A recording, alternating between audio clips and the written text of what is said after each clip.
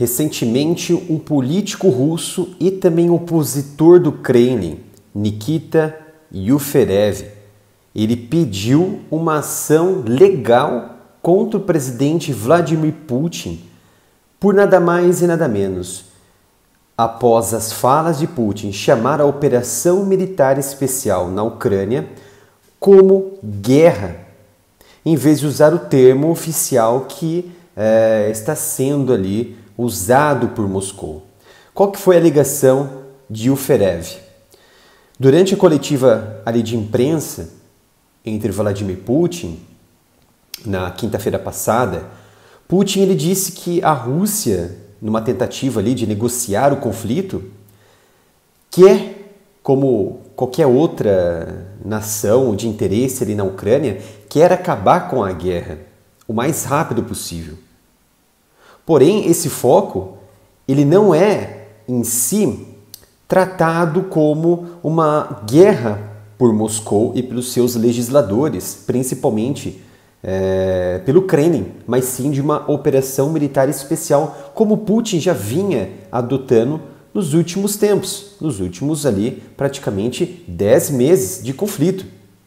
Então, essas autoridades em Moscou, por exemplo,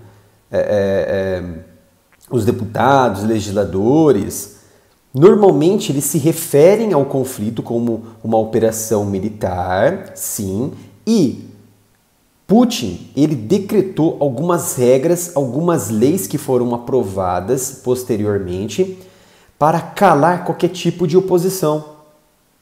Então, se você tem ali uma oposição que é contra os anseios e as políticas usadas pelo governo de Putin, você vai sim pagar o preço com a prisão e até mesmo, às vezes, com a própria vida. E ali, nesse fato,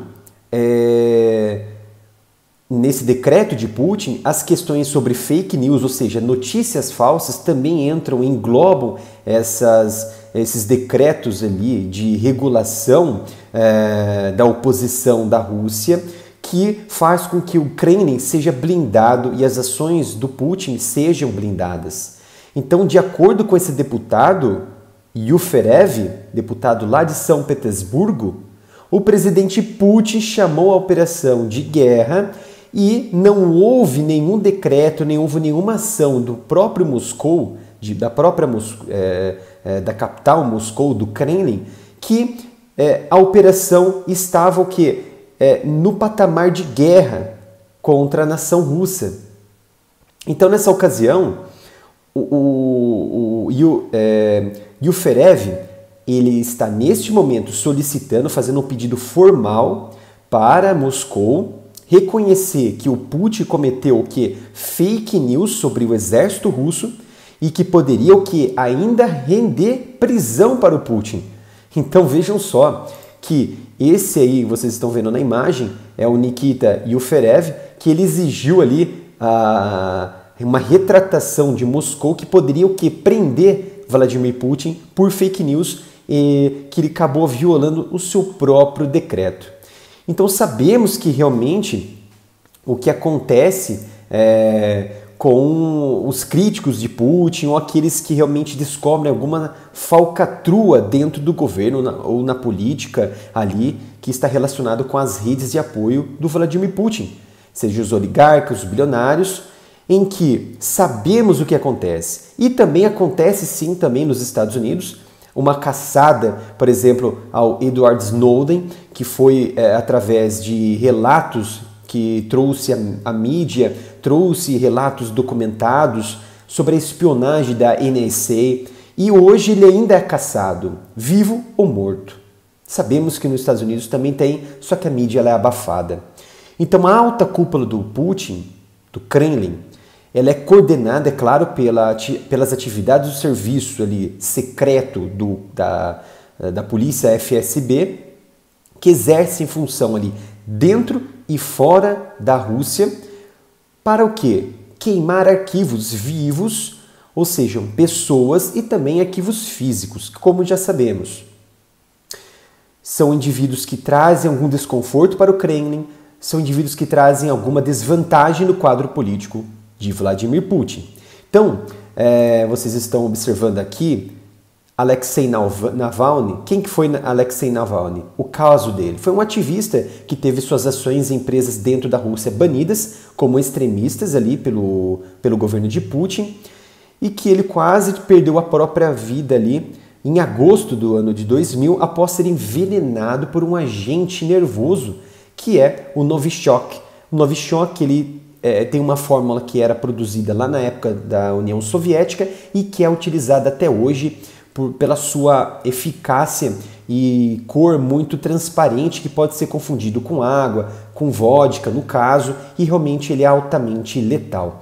Então o Navalny ele denunciou o partido de Putin, repleto ali, falando que tinha repleto de oligarcas bandidos, ladrões, corruptos, e ainda ele acusou Putin de promover um sangue dentro da Rússia, por meio de um Estado feudal e que concentra o poder nas mãos do Kremlin. Ou seja, se você tiver uma oposição, você não pode tê-la como um concorrente direto de Putin. Você pode ter a oposição, só que ela tem que ficar quieta, tem que ficar calada. Outro caso emblemático que chamou muita atenção, até vocês estão vendo na imagem, Navalny, que ele voltou em janeiro, 17 de janeiro, e foi detido, mesmo após passar por todo um processo hospitalar, e ele foi detido. Aqui vocês estão vendo um outro caso muito emblemático que ocorreu meses atrás, que foi a morte, neste mês ainda de dezembro, que foi a morte de Dmitry Zelenov, de 50 anos, um magnata do setor bilionário russo. E vocês estão vendo que ele foi encontrado aí morto em 9 de dezembro, após jantar ali com amigos lá na França, em Riviera Francesa. Segundo relatos de testemunha, ele terminou o jantar e logo em seguida ele voltou para o seu hotel, subindo as escadas, ele passou mal, teve um mal súbito, segundo ali as testemunhas, segundo alguns relatos, e ele acabou batendo a cabeça e indo a óbito logo em seguida. E esse magnata, o Zelenov, ele é o mais recente de uma longa lista de figuras importantes nos setores russos de petróleo, gás, tecnologia e financeiro ligada ao Kremlin. Então, essas redes de pessoas que estão perdendo a vida está sim relacionado com o Kremlin, está relacionado com as redes de apoio, os políticos poderosos de Vladimir Putin. Então seria mesmo que Putin estaria queimando seus arquivos, os arquivos vivos, né? E é muito complicado, até mesmo porque o Zelenov, segundo algumas investigações médicas, ele passou por um procedimento cirúrgico vascular cardíaco tempos atrás e que isso pode ter ali levado a um colapso vascular, um colapso cardíaco, que ele perdeu a própria vida aí num evento que, segundo a Rússia, não tem nenhum relato com alguma ação do Kremlin. Claro. Um outro caso importante também, emblemático, em que envolve a ligação de Zelenov com esse indivíduo aí que vocês estão vendo, Gerashchenko. Gerashchenko, ele era um ex-chefe do Instituto de Aviação de Moscou e que ele sofreu uma queda misteriosa de uma grande altura na própria sede do Instituto de Aviação de Moscou, em setembro ainda deste ano.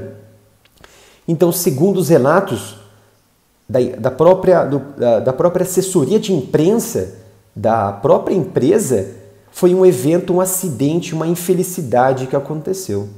E não cogitaram nenhuma hipótese de execução, algo do tipo. Então vejam só, 15 dias antes da morte deste indivíduo, Gerashchenko, vejam só, esse outro indivíduo aí que vocês estão vendo na imagem, Ivan Pechorin, de 39 anos, um executivo nomeado pelo próprio Putin para ajudar a supervisionar o desenvolvimento de algumas questões de energia no Ártico, sofreu também uma estranha queda de um barco em movimento na costa da Rússia. Não para por aí, acha que isso tem algo que não tem nenhuma ligação entre eles? Vejam só, esse outro indivíduo do lado de Putin, Ravil Maganov, o presidente da segunda maior companhia de petróleo da Rússia, ele morreu, perdeu sua vida, depois de supostamente novamente cair de uma janela de um hospital, despencando de, vejam só, 6 andares para baixo. Então, após esses acontecimentos misteriosos e muito parecidos, e sempre entre o quê? Uma rede de apoio de autoridades ligadas a Putin, outros 2 fatores extremamente recentes e importantes ocorreram em 22 e 24 de dezembro na cidade de Rayagada, no estado de Odisha, lá na Índia. Vejam só que, vou colocar aqui na imagem, esse é o hotel Sai International, é um hotel em que Pavel Antov e também Bidanov Vladimir e um outro casal de amigos entre eles estavam comemorando o aniversário de Pavel Antov neste hotel, Sai International. E Pavel, ele sempre foi um crítico de Vladimir Putin e piorou ainda mais quando a guerra começou. Ele descreveu que essas atrocidades que estavam acontecendo na Ucrânia por ordens de Putin eram um terror e que não tinha nenhuma possibilidade de ser algo legitimado, mas sim um terror. E ele ficou o quê? Marcado no baralho de Vladimir Putin. Então, um casal de amigos, junto com Bidanov, Vladimir e também Pavel Antonov, estavam neste hotel. Aqui vocês estão vendo quem? Bidanov Vladimir. De repente, no dia 21 de dezembro, os amigos estavam reunidos ali num quarto de hotel, ali do Sai International, e eles foram cada um para o seu quarto, e no dia seguinte, na manhã do dia seguinte, esse indivíduo, o Bidanov Vladimir, acordou sem vida, já estava morto, ou seja, algo estava ali em sua bebida. Outros dizem que foi um ataque cardíaco.